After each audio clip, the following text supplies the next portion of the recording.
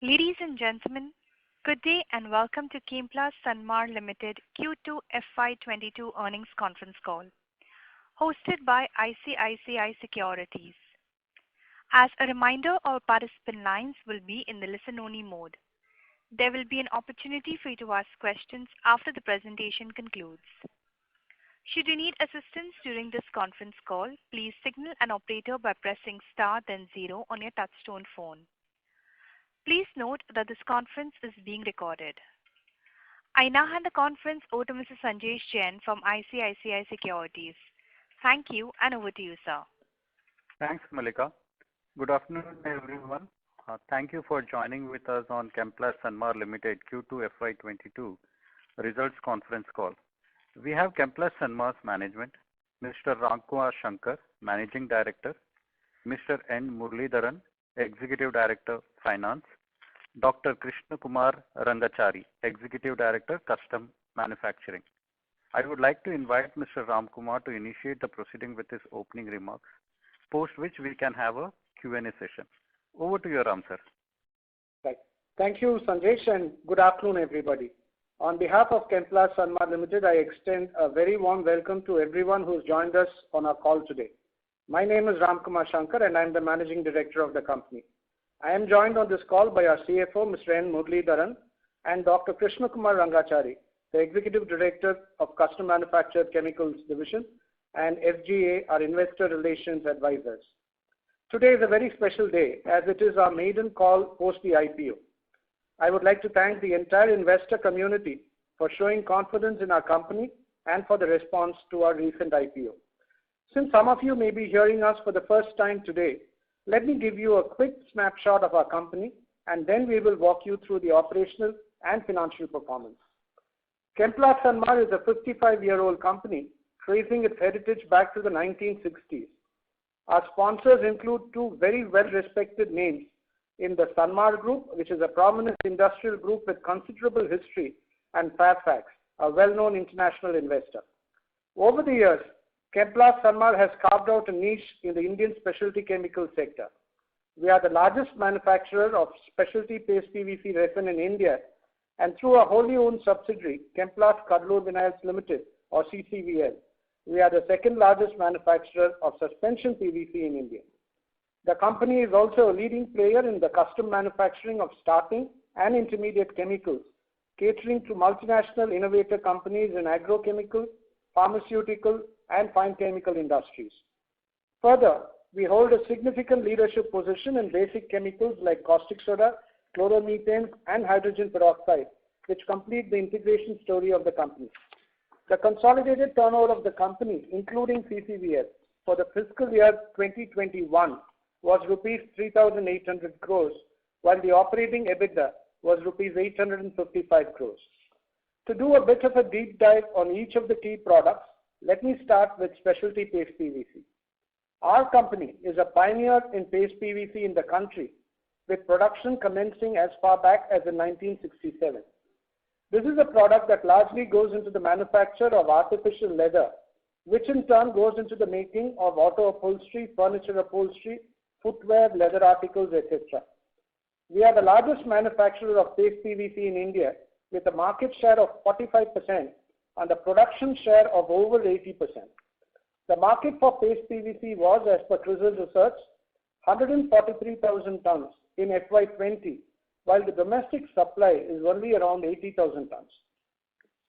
This market is expected to grow to over 180,000 tons by FY25, thereby causing a sizable demand-supply gap of over 100,000 tons. To address this gap, the company is planning to add fresh capacity of 35,000 tons per annum at Cuddalore, which is expected to come on stream in fiscal 2024. In recent years, the paste PVC market globally has witnessed various structural changes, including permanent shutdown of almost 10% of the capacity. Thus, this combination of supply-side tightness, demand growth, and our own leadership position are all acting as very strong tailwinds for this part of our business. The custom manufacturing business is an expertise-oriented business, and we work with global innovator companies in agrochem, fine chem, and pharmaceutical space to manufacture starting materials and intermediates. We market and sell unique chemistries to our customers. Customers approach us with products that they wish to outsource, and unlike other companies in this space, we do not have a catalog of products that we offer. We are well renowned in the industry for our abilities to handle complex chemistry such as cyanation, hydrogenation, and distillation. We also have the advantage of access to many basic starting materials like caustic soda, hydrogen peroxide, and chloromethane within our own ecosystem. Looking at the market, custom manufacturing market in India is close to $6 billion, and as per CRISIL research, it is expected to grow at a compounded annual growth rate of 9.1% per annum till FY25. The global demand for life science products such as intermediates, pesticides, and herbicides is also expected to continue to increase. Moreover, India is being looked at as a probable destination for many of these projects, while in the past China used to be a favorite. And this is due to various restrictions that have come up in China in recent times. The China Plus One strategy of global innovators will also provide a very strong impetus to sourcing from India and opens up significant opportunities for us. We plan to spend around 340 crore rupees in phases over the next few years to expand our custom manufacturing capacity. On the non-specialty side, the company produces basic chemicals like caustic soda, chloromethanes, and hydrogen peroxide, which complete the integration story of the company and add significant value to the various joint products and byproducts that we produce. In each of these products, the Indian market or our target regional market is deficit, and we have a strong leadership position in our focus markets of South India. Demand for each of these products is also expected to grow at a very healthy pace as per the industry report. Through our wholly owned subsidiary, CCVL, we are the second largest manufacturer of suspension PVC in India and the largest in South India. This is a 100-year-old product which is globally seeing a big revival due to various factors, including China's dual control policies, the Minamata Convention seeking to eliminate mercury consumption in industry, the post-pandemic construction and housing boom across the globe, and India's growing demand-supply gap in PVC. In India, the demand for SPVC largely comes from the plastic pipes, which in turn go into irrigation, water conveying, and construction.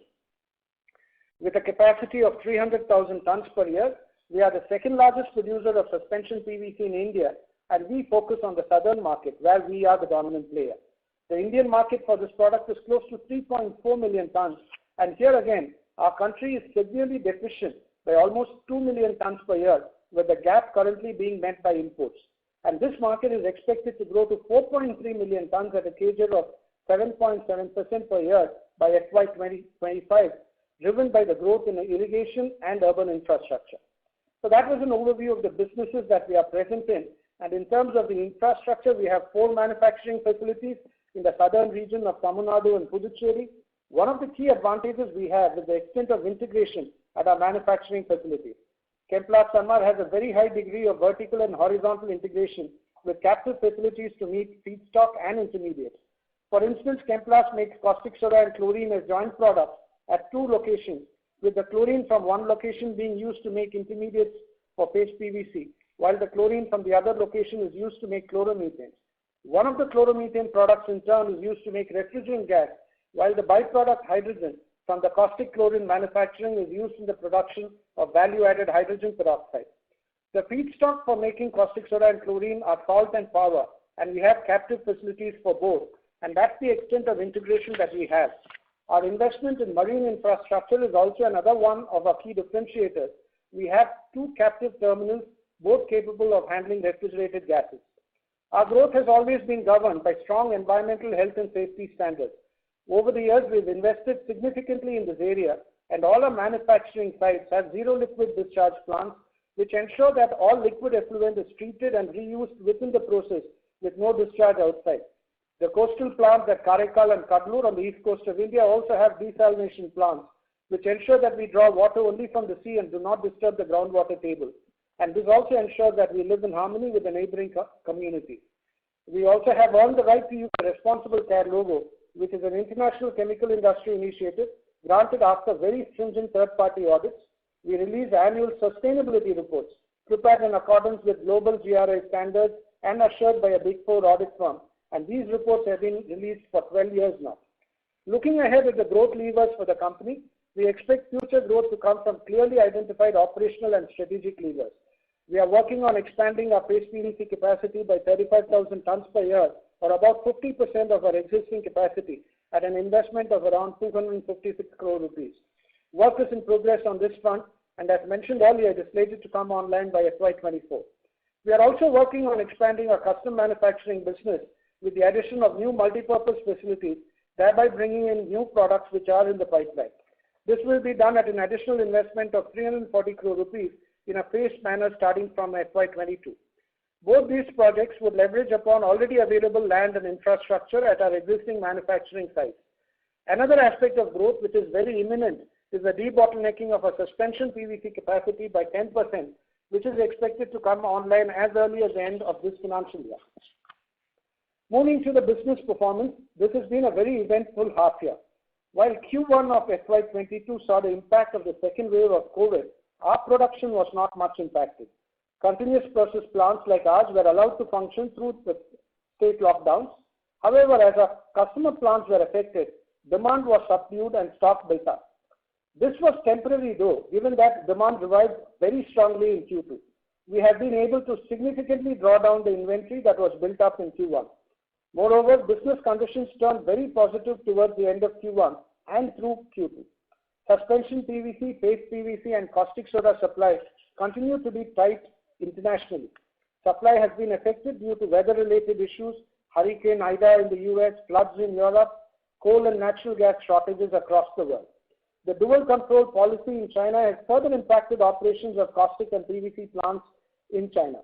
This has resulted in prices of these products and other chlorine derivatives like chloromethane, which our company produces, reaching historic peaks. As mentioned earlier, demand for the products has also revived strongly in Q2 with resumption of economic activity post the second wave of COVID. In August, the company successfully completed the IPO, and with the proceeds of the IPO, the term debt in Chemplast Sanmar has been fully repaid. This would significantly bring down interest costs in the months ahead. The interest rate on the term loan in the subsidiary, CCVL, has also been renegotiated down effective September. Post the IPO, Chemplast Sanmar has been rated A+ for the long term and A1+, which is the highest for the short term by CRISIL, and this is a significant upgrade from the earlier ratings held by the company. These very positive business trends are also reflected in the financial performance of our company, which I would now request our CFO, Mr. Muralidharan, to present. Murali? Thank you, Ramkumar. Good afternoon, everyone. This is Muralidharan, and I will now quickly take you through the financial performance of Chemplast Sanmar in H1 FY22. Chemplast Sanmar on consolidated basis registered a significant increase in its revenue and operating profits for H1 FY22 as compared to the same period in the previous year. In terms of overall volume, both CSL and its wholly owned subsidiary CCVL together saw a production increase of around 35% on year-on-year basis in H1 FY22. Revenue from operations for H1 grew by 92% to 2,633 crores as compared to 1,368 crores in the corresponding period last year. This was on account of higher volumes compared to previous year, as well as higher realizations per ton for the key products such as specialty paste PVC resin, suspension PVC, and caustic soda. Prices continue to ride an upward trajectory due to supply tightness resulting from the confluence of factors such as disruption of chemical operations in the USA on account of Hurricane Ida, logistic challenges in Asia, energy crisis in China, etc. EBITDA grew by 118% to 498 crores in H1 FY22 as compared to 228 crores in the corresponding period in previous year. EBITDA margin increased from 17% in H1 FY21 to 19% in H1 FY22. Net profit for H1 FY22 was at 180 crores as compared to a loss of 114 crores in the corresponding period in previous year. The finance cost for H1 FY22 was higher due to the impact of one-off items amounting to rupees 63 crores. As the NCDs in Chemplast Sanmar were prepaid by 31st August 2021, the unamortized processing fees pertaining to the NCDs amounting to rupees 26 crores was charged off in August 21. Post the IPO, with a strong balance sheet, we have been able to renegotiate and reduce the interest rate applicable on the term loan availed from IndusInd Bank by the subsidiary company CCVL from 11.75% per annum to 8.75% per annum.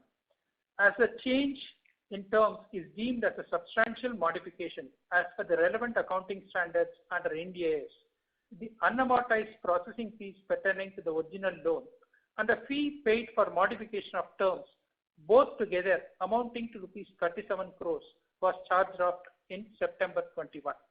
These two items accounted for the one-off debit of 63 crores in finance costs in H1 FY22.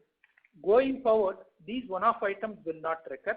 Further, with the repayment of NCDs, the interest on NCDs of around 18 crores per month will not continue. IndusInd loan interest will also go down due to the reduction in interest rate from 11.75% to 8.75%. Thus, we expect a significant reduction in interest and finance costs in the coming quarters.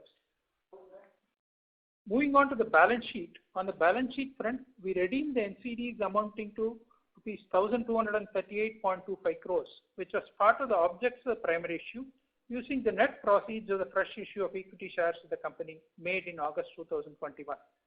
With this reduction, the company has become debt-free on a standalone basis, and on a consolidated basis, the net debt is negative. Further, utilizing the net proceeds of the offer for sale received by the selling shareholders, the term loan availed by Sanmar Engineering Services Limited from HDFC Limited has been fully repaid.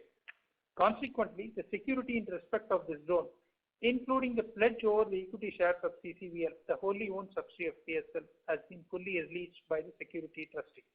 With this, there is no pledge for the shares of CCVL held by the company and the shares of Chemplast Sanmar Limited held by the promoters. Looking at the cash flow, driven by a strong performance, the company generated cash from operations of 640 crores as against 13 crores last year. That sums up our presentation on the performance for H1 FY22, and we now open the floor for further discussions. Thank you very much, sir. Ladies and gentlemen, we will now begin the question and answer session. Anyone who wishes to ask a question may press star and 1 on your touchtone telephone. If you wish to remove yourself from the question queue, you may press star and 2. Participants are requested to use handsets while asking a question. Anyone who has a question at this time, please press star 1 on your phone. We have the first question from the line of Vivek Gautam from GS Investments. Please go ahead.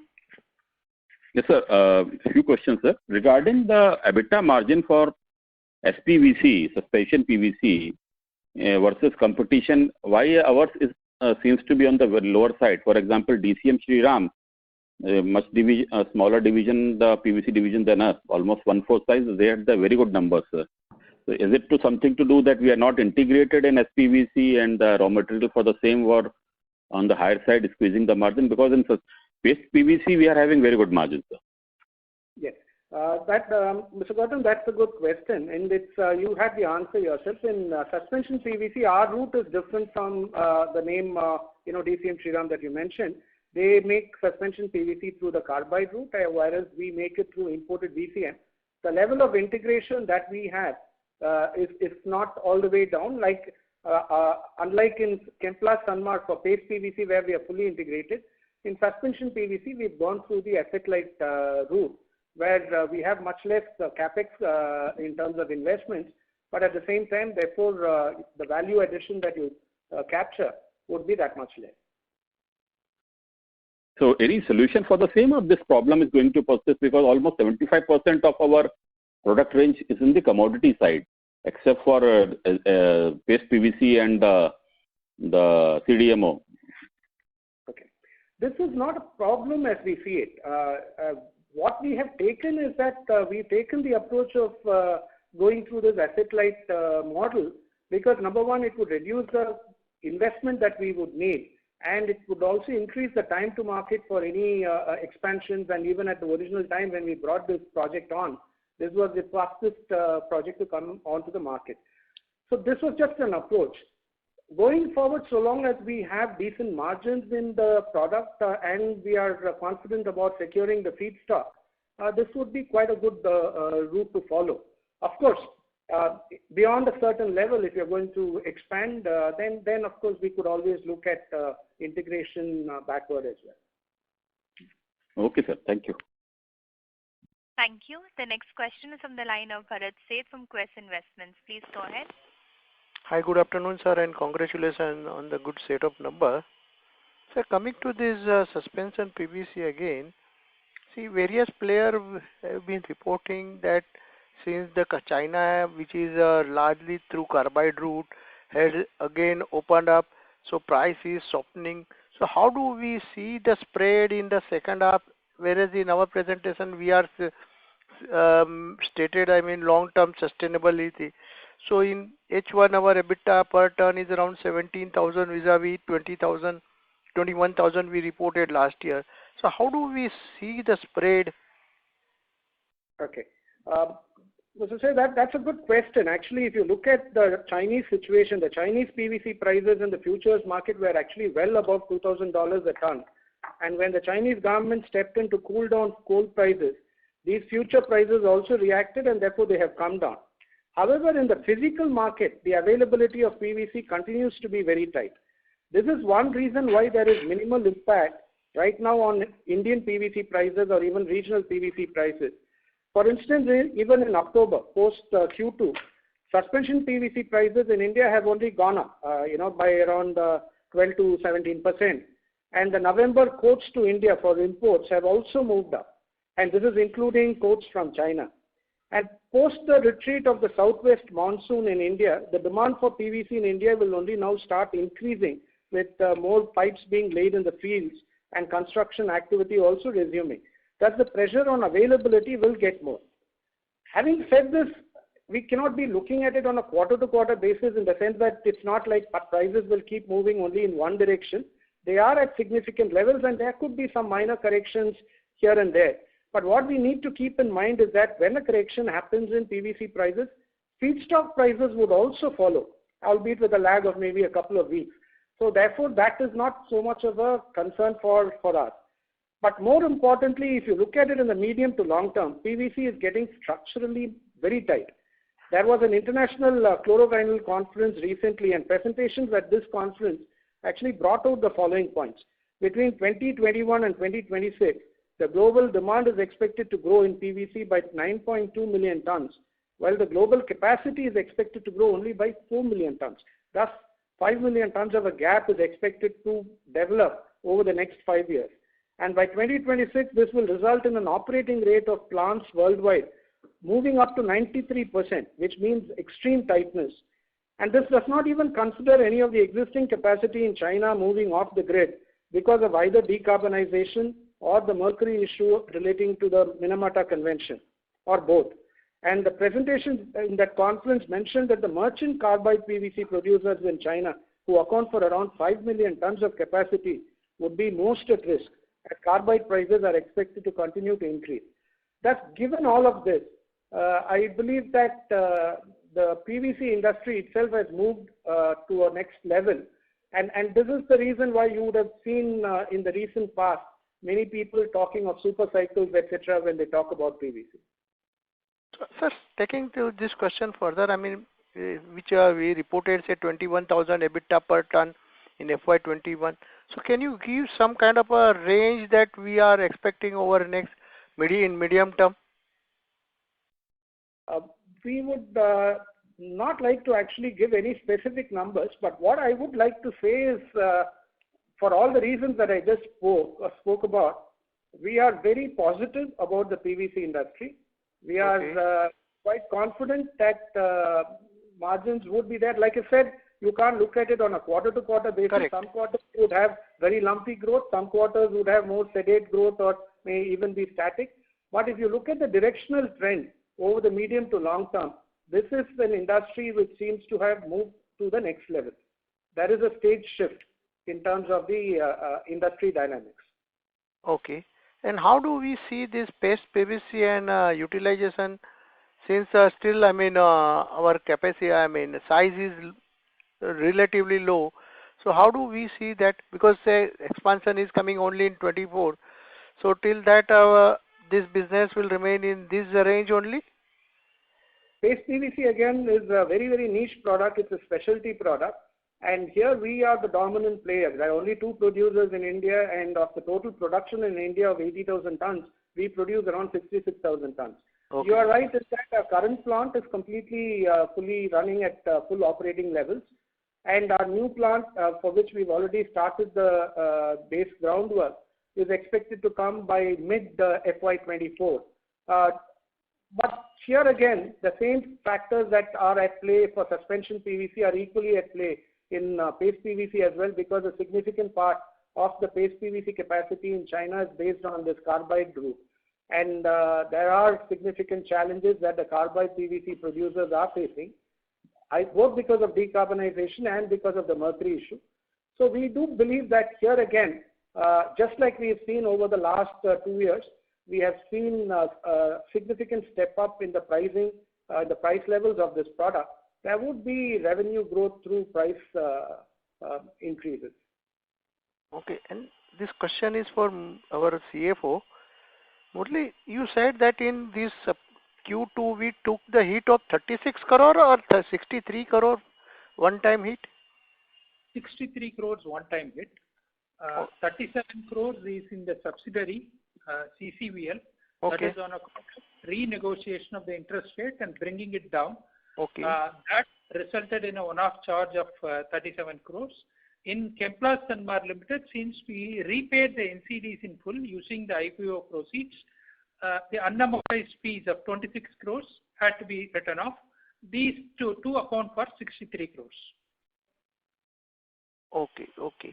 And Murali, so coming back to, our current interest run rate is around on 800 crore at 9%, that is 7 crore, and plus on 3 to 4% spread, that credit facility we enjoy it, correct?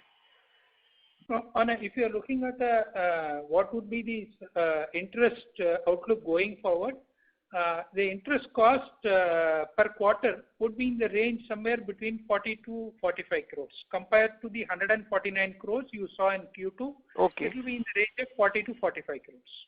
And coming to this, how do we see effective tax rate for CSL as well as CCVL? CCVL is under the lower tax regime. It uses the 25.17 rate. And CSL actually has MAT credit, so its effective tax rate is only around 17.5%. So, and it will remain at that level? For a couple of years, till we use the available MAT credit. After that, we will go for the lower rate in CSL as well. Okay. Thank you. If I have more question, I will rejoin the queue. Thank you. Thank you. I would request the participants to limit their questions to 2 each. If time permits, we will come back to you should you have any follow-ups. We have the next question from the line of Ankur Periwal from Axis Capital. Please go ahead. Yeah, hi sir. Thanks for the opportunity and congrats for a decent performance. Sir, continuing with the earlier discussion, now while there could be some volatility, from a month-on-month basis in terms of the international spreads, are we hearing anything from, incremental ban or cut down in terms of Chinese production, given the power outrage that we are seeing, and if these current production cuts are more longer term in nature, or probably they will come back maybe a quarter or two down the line? We do see some long-term impact, definitely. There are two factors at play. One is on this decarbonization and the other is on the mercury issue. The decarbonization is centered around both the total energy consumption as also the energy intensity, which is the energy per unit of GDP. And obviously, any product that is energy intensive in its manufacturing process will be covered by both these factors. And calcium carbide and indeed caustic soda squarely come into this range. And that is why the focus is on these two products. In fact, if China has rolled out something called the 1+N philosophy of handling this decarbonization, which the end part relates to the action plan, specific action plan. And just 2 days back, they've come out with 4 products on which they're going to focus. And one of that is ethylene and the other is calcium carbide. and they have set a very stringent target of reducing the coal consumption in the production of calcium carbide by 15% over the next 4 years. And they have also said very clearly that the national NDRC, the National Development and Reform Commission of China, will be focusing on cracking down on small and unremunerative or inefficient capacities in these 4 products. So we believe that going forward, calcium carbide and indeed the merchant carbide PVC producers, that is those who depend on buying calcium carbide to make the PVC, they don't have their own calcium carbide facilities, those will be severely at risk. Sure, sir. And the new capacity expansion that we are planning here on the paste PVC side, we should see commissioning in financial year 24? That's right. And this will be as backward integrated as the current operations, or how will it be placed? This will be based on imported VCM, because we are piggybacking on the import infrastructure that we already have at Cuddalore, built by our subsidiary company CCVL. So, and this will enable us also to bring this capacity to market much faster than it would otherwise have been. Sure, sir. And just last question to Dr. Krishna Kumar. On the CSM side, given the China Plus One playing out, we have already been seeing some bit of benefit there. And given the backward integration, the raw materials available, at a relatively better cost to us. Any comments in terms of incremental inquiries or interest shown by the global guys, either from existing clients or the new client additions there? Yeah, absolutely. So we commercialized 2 new products this year, and our pipeline continues to be healthy and growing. And yeah, we do have a lot of inquiries in the pipeline driven by what's going on in China, and which again forms the basis of the expansion plans we have for this business in the coming years. Sure, sir. That's helpful. Thank you, and all the best. Thank you. The next question is from the line of Saravanan from Unifi Capital. Please go ahead.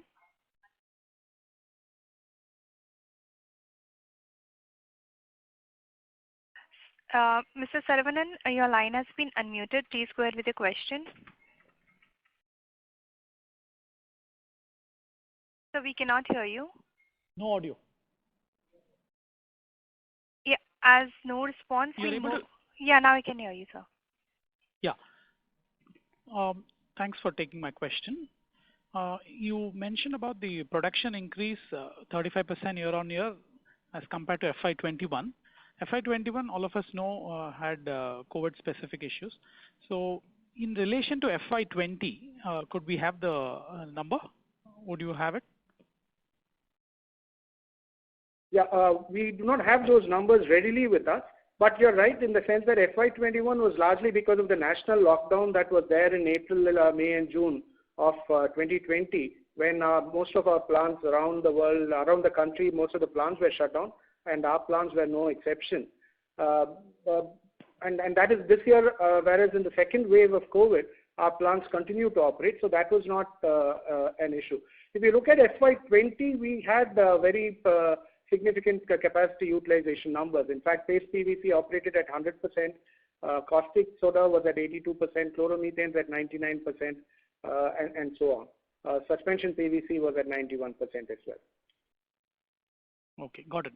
So from FY23 perspective, in terms of volume growth, would it be led by the expansion in market size? Or because the capacities in paste PVC is going to come only in FY24, and there is a small debottlenecking in suspension PVC also. So FY23, can you just take us through what kind of growth we would have in FY23? Sure. In FY23, the growth would come, like you rightly said, from the debottlenecking that we have in suspension PVC. That should add around 10% to our existing capacity, or around 31,000 tons. And then we would also have an increase in hydrogen peroxide, the increase in caustic soda for the full year, because now we are running that fully and restoring our existing capacity as well. And the new products that we are commercializing on the custom manufacturing side. So you would have increase in volumes from these products. And then in FY24, the paste PVC volumes would start coming in as well. Okay. Obviously, the market factors would also add, if prices go up, then that would also add to the revenues. Okay. Thank you. My second question is on the payables and inventory. So we have about 2,000 crores payables, and is it foreign currency denominated? And wanted to understand the hedging policy. And part B, inventory, because of the feedstock prices also moving up, do you see any inventory related risk that investors should be cognizant of? Okay. I'll address the payables first. Payables are primarily dollar denominated, but we are quite conservative in terms of our hedging policy. As soon as we place any purchase order for import of feedstock, we immediately take the forex cover. We don't keep any of the exposures open. So there is no forex risk that we take on the payables. Okay. As far as the inventory, is concerned, the increase in inventory is primarily due to the fact, like Ram was explaining, while in the first quarter, our continuous process plants were allowed to operate, and we were producing. The end user industry, our customers' plants were not operating. To that extent, the offtake got impacted in the Q1. And we built up some amount of stock in Q1, which got significantly liquidated by September. We carry a little bit of stock which will get liquidated in the next 2 to 3 months' time. And we don't see any inventory risk arising out of this. Yeah. Just to place that in perspective, we carry for suspension PVC less than 10 days of stock right now. And paste PVC, we have possibly around, less than 2,000 tons, which is really not more than 8-9 days of stock. So it's not like we are carrying huge inventory. So it's mostly raw materials. Even raw material inventory would be really, it would be restricted because these are all gases and chemical tanks. So it's restricted by the extent of the tanks that we have. So it's not like we have huge storage for all of these. Okay. Thank you. Thank you. The next question is on the line of Dhruv from HDFC EMC. Please go ahead. Yes, sir. Thank you so much. So in the previous comment, you mentioned that the interest cost will continue at about 40 to 45 crores, which is about 160 for the year. If I see the net debt, it has almost gone negative. So I'm just wondering what drives this interest cost then? Interest cost will be from 3 parts. One is the interest on the term loan that we have. We have a term loan of around 830 crores in the subsidiary company. That will carry interest roughly around 9.2% per annum. That's the weighted average rate of interest for that. That interest will keep accruing. And the discounting charges on our suppliers credit, that will be another charge. And of course, the LC charges that we pay on import of our feedstock, that also comes under interest and finance costs. That also adds to it. So these 3 account for that 40 to 45 crores. Okay. So the term loan is about 74 if I do the 9% rate, and the remaining is because of the discounting in the LC. Right. So this 830 crores, so when you say that, if I'm not wrong, you would be net debt, net cash on a consolidated basis, right? 194 net cash is on consolidated basis. Yes, we are on a consolidated basis. We are a net debt positive company. Net debt positive, yeah. So, is there something stopping us from repaying this 830 crores? Because you have a debt also and a cash balance also. As you'd appreciate, using the IPO proceeds, we have already significantly brought down the debt. We have repaid the 1,238 crores of NCDs that we have. We have brought down the debt significantly. Today, if we look at our debt, even at a gross debt level, gross debt to EBITDA is at 0.8 levels. We do believe that keeping some level of debt is important at the capital structure level. And I think that's the reason we do want to maintain some level of debt. Got it. So the cash that you have, would you be using that to probably shift the financing in trade payables so that there can be some savings there? Because otherwise the cash balance is generating, I'm not sure what, 5% after tax, 4% after tax. On the trade payable side, actually, this is part of such long credit periods are part of the nature of this industry. And as you know, we've been availing this long credit periods on trade payables since we commissioned our Kadalur facility in 2009 for almost 12 years, and it's a very cost-effective way of availing the facility as well. As far as using the cash, we feel that the environment, the overall economic environment is still slightly fluid, and we would like to remain liquid in these circumstances. We'll certainly evaluate the cash position as we move forward and take an appropriate decision. And of course, part of the cash will also get used for the equity portion of the capex that we plan to do. And we believe being liquid in our industry, because as you would appreciate, in all our products, more or less India is deficit, and we have a lot of opportunities to grow. And being liquid will sort of enable us to capitalize on any new opportunity that may come up. So at this point in time, we would rather remain liquid given the overall economic environment and also the positive benefits that will give us. That's our thought process. Obviously, we will evaluate it as we move forward and take an appropriate action. Sure, sir. Because if I look at the current run rate, the amount of FCF that you will be generating pre the capex, it's significant. So sure, sir. Probably that can take later. So the second question was on the demand. So we have seen that the pricing for some of your products have increased quite decently versus, say, for example, last year and also in the average of many years. So are you seeing any influence on demand of these prices? Any early indicators that the demand is getting somewhat impacted and that can be a concern? What happens actually is that because these are products that have been around for a long time, it's not that easy to substitute them. And for instance, if you take PVC pipes, there are certain advantages that just go beyond the pricing. It's also to do with the ease and convenience of the joining of the pipe lengths with just solvent cement rather than hot welding as is required in certain other types of pipes. So there are intrinsic advantages that PVC comes with, and it's not easy to displace it. In the short term, if there is a question on affordability, one thing that could happen is that some of the customers of the pipe producers could shift marginally to lower quality pipes. So that could possibly be the immediate short-term impact, but those are all very short-term, and we don't think that there is a very long-term implication on this. Got it. So as such, the demand should not be a worry. And so lastly, if I look at the expansion plan that we have for the SPVC and the PVC, now SPVC both started probably in early FY21, and SPVC is getting completed in almost a year and a half. And the paste PVC is taking almost a year extra for that. So is it because of the nature of equipments that the paste PVC is taking longer time for commissioning? Okay, the SPVC is just a debottlenecking that we are doing at our existing facility.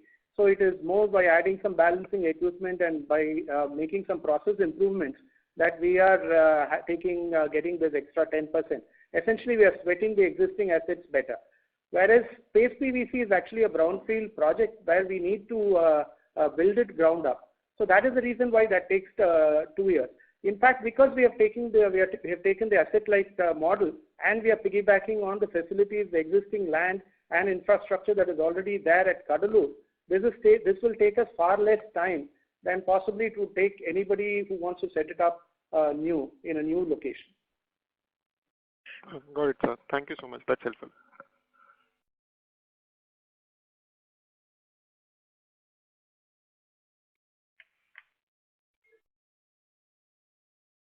The next question is from the line of Sanjesh Jain from ICICI Securities. Please go ahead with your question, sir.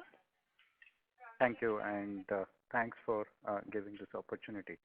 A couple of questions from my side. First, on the exit EBITDA run rate itself, considering that this was an unusual quarter where we entered with a very low spreads and we exited at a high rate, I think the average doesn't give the right picture. So can you just explain us what was the exit EBITDA for us on a consolidated basis, and what was the exit finance cost, which we said 40 to 50 crore?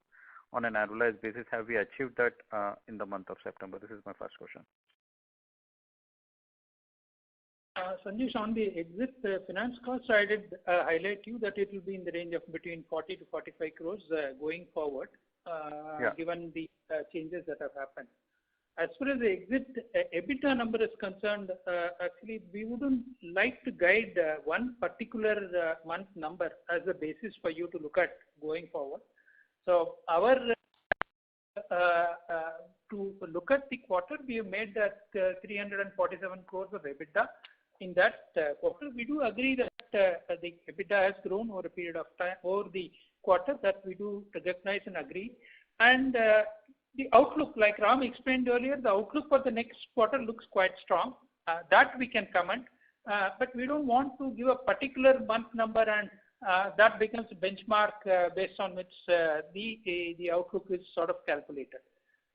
That would be our guidance. Got it. But fine. Second question on the expansion, which Ram earlier, Murli, you explained that you need to keep the liquidity for the opportunity. I think PVC cannot had seen a better opportunity than what we are seeing today. So are we planning for a further expansion in the suspension PVC beyond the debottlenecking which we are doing today? Because India is severely deficit, and I think we have the liquidity, we have the land, we have the infrastructure and the know-how on the PVC. So how should we see the suspension PVC expansion from here? Can we add another 3 lakh metric ton of capacity on the existing 3 lakh metric ton? Does that kind of a scenario realistic to look at? Okay. Sanjesh, you're right in the sense that selling any additional quantity into the Indian market is really a no-brainer, because there is a deficit of 2 million tons. In 5 years' time, this will go up to 3.5 million tons. And therefore, new capacities are the urgent need of the hour as far as India is concerned. But the very fact that, there has been a little bit of, it's not as if there's been a rush of new people coming in with capacity, because it's not that easy. As far as we are concerned, we have focused initially, we prioritized expanding in the specialty side of our business, which is why we have started work on both the custom manufactured chemicals as also the specialty paste PVC business, the expansion. That is not to say that we are not we are only looking at it sequentially. We are open to opportunities that will come up even in suspension PVC. In fact, we have at our existing site at Cuddalore the ability to triple our capacity. That is the kind of land that we already have. The marine terminal that we have for import of feedstock can accommodate at least 3 times the current quantities, because we are operating it only for 7-8 days in a month right now. It is a question of time. We are working on certain other matters on suspension PVC. It would need the tying up of feedstock, the sourcing, and so many other things. But when that opportunity is it presents itself, you can be sure that we will definitely take it up. Because like I said, we are one of the pioneers in suspension PVC production in India. We go all the way back to 1967, and our product is very well recognized and accepted in the market. And to top it all, we also already have an environmental permit to go up from 300 to 600,000 tons. So we can come to market quite fast once the opportunity is tied up. Got it. That's fair. Just one related question to here. Assuming that we need to again put up another 300,000 metric ton of capacity in the suspension PVC, what kind of a capex requirement will it need to add that? Now that we are following this asset light model, will it be very, very small compared to the capacity addition we are planning to do? So if we are going for, if you're going to do it in the same way in which we are currently operating, which is based on imported VCM, then the capex could be anywhere between 750 to 800 crores. Of course, it all depends on the prices of steel and other things at that point in time. But if we are going in if an opportunity presents itself to do it on an integrated basis, then the capex could be that much more. It all depends on what is visible and what is what we can work on at that point in time. So it's really dependent on the source and the extent of integration that we go for. No, that looks like a very, very attractive opportunity, considering that this quarter we did what, 200 crores of EBITDA in the CCVL on a quarterly basis. What we are telling is that we can double the capacity, and the payback period, even if the kind of a spread sustain, it is probably less than a year we are talking. And even if it half, what we are telling is that the payback period is what, 2 years. That's right. So that's exactly right, because the suspension PVC business, that's why I've been saying that it has moved up a couple of notches and it is now in a different zone.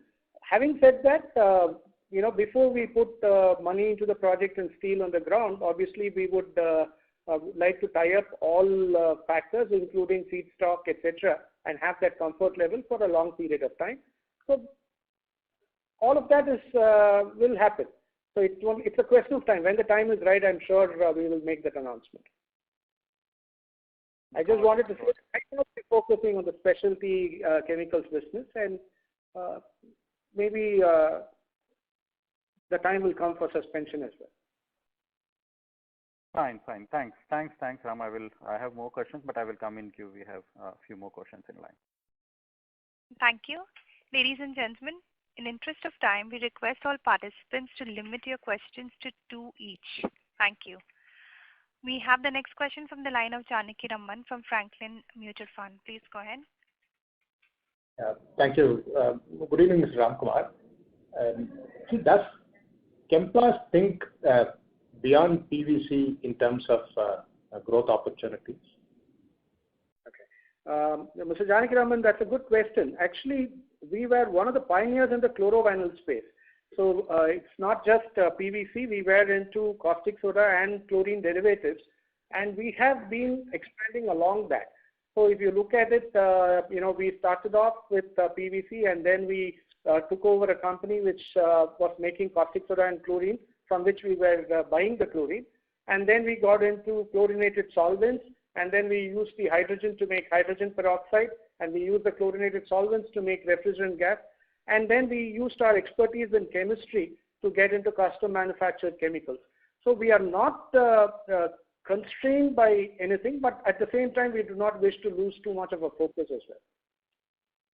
We believe that there are significant opportunities even within our existing product groups.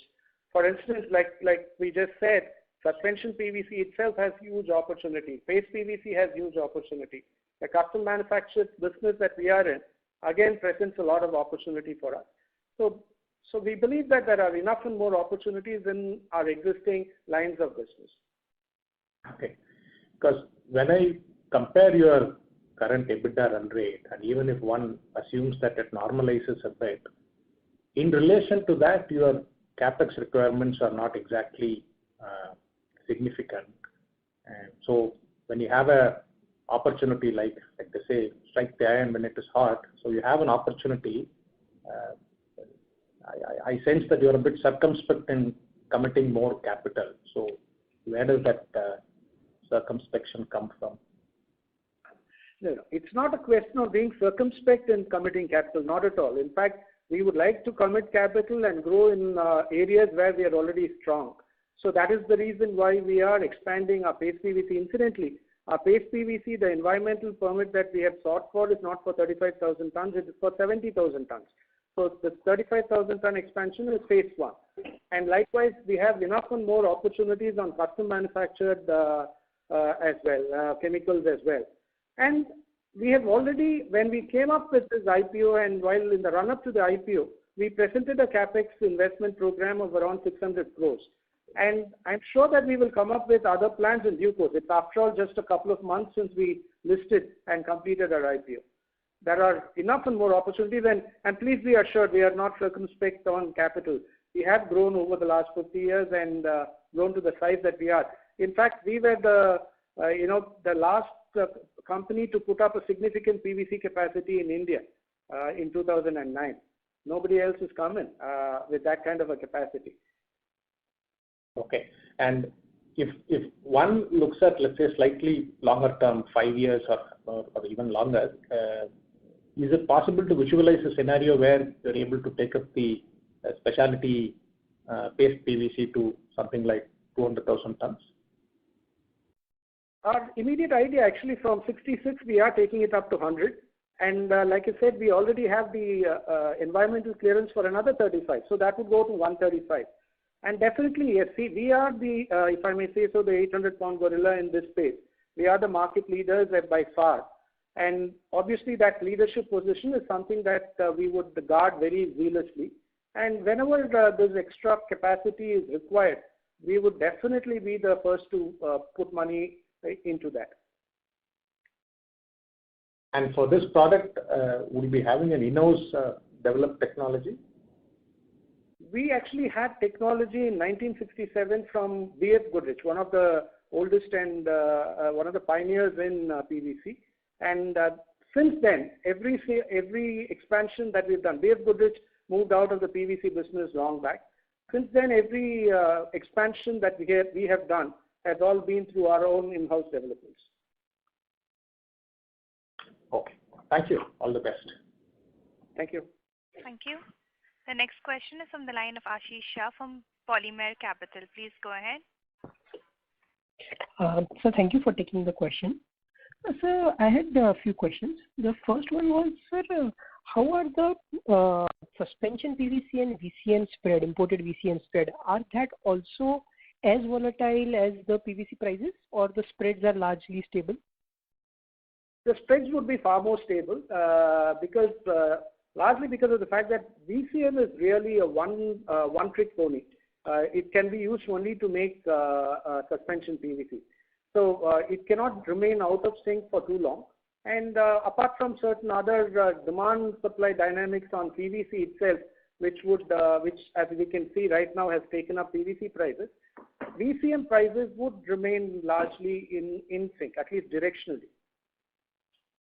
Okay, so is it fair to assume that maybe 70-80% of our profitability or EBITDA is largely stable and it will not fluctuate as frequently as the PVC price, irrespective of the cycle? I will, like I said, I think sometime back also, this is not a business that we should track quarter to quarter. There would be quarters where you would have very good growth, and there would be quarters where you would have sedate growth. So that should always be kept in mind. But directionally, if you look at it on a year-to-year basis, you would find, especially now, given that PVC has moved on to a different zone, and it has moved into, I don't like using this word, but what people are calling the super cycle mode, I believe that you would see a lot more predictability. Got it. Sir, and any update on our custom synthesis, if you have added any client or anything over there, or any new plans? Sorry? No, yeah. So we qualified or commercialized 2 new products this year, and we have a healthy pipeline of products and working with a number of innovator companies. And so this process is ongoing, and again, as I indicated earlier, this forms the basis of the growth plans and the expansion plans, we have factored for this business in the coming months and years. Got it. Sir, and one last question. Sir, how is the realization in the paste PVC, say in October, November versus an average of Q2? I'm just asking the realization on the paste PVC or the specialty PVC versus the Q2 average. Okay. While you would appreciate that, we would prefer not to give specific numbers. All I can say is that October did see an increase in the realizations, and prices are doing well. Q2, of course, Q2 prices definitely did go up. The Q2 average was around 150,000 rupees, was around that. And like Ram mentioned, the prices have since moved up in October. Okay, got it. This is very helpful. Thank you. Thank you. The next question is from the line of Abhijit Akela from IIFL Securities. Please go ahead. Yeah, thank you and good evening. Just a couple of data points I was hoping for, if possible. One is could we have the custom manufacturing revenues for 1H and 2Q, as well as a comparison versus the corresponding periods of last year? Abhijit, what I can confirm is that the custom manufacturing revenues in H1 has gone up compared to the last year. But we look at custom manufacturing and specialty space PVC together under specialty chemicals, and that is how we track the numbers, and that is how, in fact, if you looked at the investor presentation that we have posted, we have posted the specialty as a separate vertical and shown it. And as you see, the specialty vertical has grown by 81% in revenue compared to last year. I would like to get into the specific numbers of custom manufacturing in the interest of confidentiality and competitive interest. Okay. And within the the segment-wise volumes and revenue slide that you have in the presentation, is it possible to, number one, get a breakdown of the non-specialty chemicals revenues and volumes? I mean, I know you've combined caustic soda and everything else all together. Is it possible to share that separately? And also separately, just wanted to check if it's possible to break down the specialty EBIT between paste PVC and the other products. Okay. See, as far as like Murli just explained, we follow three segments: the specialty, non-specialty, and suspension PVC. And since suspension is in a separate company, we look at it as a segment by itself, and it's also significant. We would not like to get into the individual factors in each of these, again, largely for competitive reasons. But we can give you for each segment, we can give you the details that you want. But of course, you do know the capacities that we have for each of these products. That is already there in the investor presentation. So that should give you a fair idea of the size of each of these. Right. Okay. Got it. Thank you so much, and wish you all the best. Thank you very much. Thank you, Abhijit. Thank you. The next question is from the line of Rohit Nagraj from Emkay Global. Please go ahead. Yeah, thanks for the opportunity, sir. So the first question is in terms of capital allocation. So we have given the CAPEX plan for the next 3 years. In terms of overall CAPEX, how do we look at it from a split-up basis between the commodity and specialty from a longer-term perspective? Thank you. See, right now, the CAPEX that we have outlined and is heavily skewed towards the specialty. Out of the 620 crores, 600 crores is for specialty paste PVC and the custom manufactured chemicals, because that was a priority. It's only a question of the priority queue. But I'm sure that if the opportunity, like we discussed at great length, there is a huge suspension opportunity that is out there. And in going forward, that could also be an interesting opportunity that we could take up. But right now, it is more specialty that is the focus of what we have already outlined. Right, got it. So second question, in terms of going in for a modular development, you indicated that the environmental clearances for double the capacity what we are trying to put up currently. So any specific reason for going for half of the capacity now and half of the capacity at a later date? And second, concurrent question on the suspension PVC. If we were to go for a brownfield expansion to double the capacity, how much time will it take to commercialize that project? Thank you. See, as far as paste PVC is concerned, first of all, this is the environmental clearance that we've applied for. We have not received it yet. But the reason we are going modularly is basically largely to ensure that there is no disruption to the overall market, because we would be displacing imports, and we do not want to have too much of a price disruption at that point in time. So this is more to sleeve in the quantities in a very smooth manner. So that was really the entire intention. And as far as the capacity expansion, if we were to expand the suspension PVC at our existing site, it will not take us more than 2 years from zero date. And when I say zero date, that is the date from which I already have the environmental clearance. So It's only a question of taking the final investment decision. From then, it will take us maybe 2 years. Right. And just a small follow-up on the CapExes which are currently going on.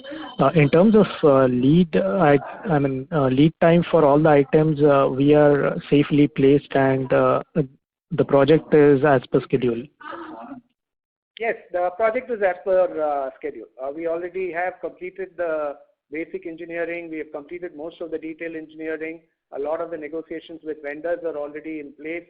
And the minute we get the environmental clearance, obviously we will do it only after we get the clearance, we will start the ordering itself.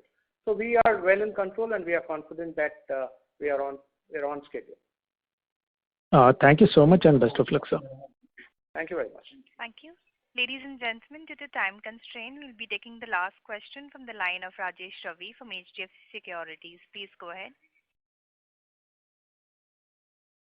Yeah, hi sir. Good evening.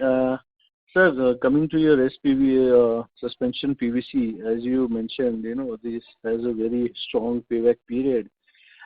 Just wanted to understand that even the working capital seems to be, negative. There is a large payables which is there. So effectively, there is, less amount of capital employed and 4 to 5x asset turn. Is the understanding right? You are right. The capital employed in the business is very limited. Mm-hmm. Even the asset, if you look at on a fixed asset basis and calculate the asset turn will be easily more than 5x. Right. So given that, this has been the case even for the last 2 years and demand outlook in India is obviously firming up, what is holding on to many, for you and maybe Reliance and some of the other big producers in terms of going for new capex? See, this is only a question of, for a long time, it has been a question of the availability of ethylene. PVC is where you need two molecules. One is chlorine and the other is ethylene. Chlorine is available in plenty in India, but ethylene is not, all the ethylene that is there in India is already spoken for off by the polyethylene manufacturers. They use it for themselves. So you did not have ethylene all these years. That's why ours was a PVC plant that came up in India, and we also went through this. We were getting over the problem by importing ethylene in the form of VCM. So that is exactly what has held up a new capacity coming up. But now there are some opportunities opening up, and hopefully you will see some new capacities coming up in India. Okay, so you're saying that even other players should chip in and the domestic supply should go up in next few years? Domestic supply is not going up at least until 2025, because even if somebody were to decide today, they will take at least for getting the approvals and then starting the build, it will take at least 4 years. So anything that happens will happen post 2025. But even if new capacities come in, it's actually a positive, because given the fact that the gap is already 2 million tons going to 3.5 million tons, whenever new capacity comes in, it will actually motivate the downstream, the customers of PVC resin to further plan their own expansions, because India has got a huge potential to grow in PVC end products as well. And when they see that new resin capacities are on the horizon, they will also feel confident enough to plan their expansions. Okay. Ram mentioned, while that 2025 would apply, for us, actually the time to market will be much less because we already have the environmental approval. So once we take a final investment decision, we can move quickly. The implementation period of 2 years only will matter. And given that this scenario is going to be favorable at least till 2025, would it be fair that you would be expediting on this project? We will definitely, we will make that announcement as soon as we get to that stage. Right now, we don't have, we are not in that position where we are making that announcement, but we are on the lookout for growth opportunities. Great. Great, sir. That's all from my end. Thank you. All the best, sir. Yeah, thank you very much, Rajesh. Thank you. I would now like to hand the conference over to Mr. Ram Kumar for his closing comments. Thank you, ladies and gentlemen. This has been a very interesting 1 hour or so. And in addition to the structural changes that we have seen in both paste PVC and suspension PVC, there are also a few short-term temporary factors that, as you know, have been driving the market imbalance, including the impact of hurricanes, rising gas prices, coal energy prices, and the environmental policies in China.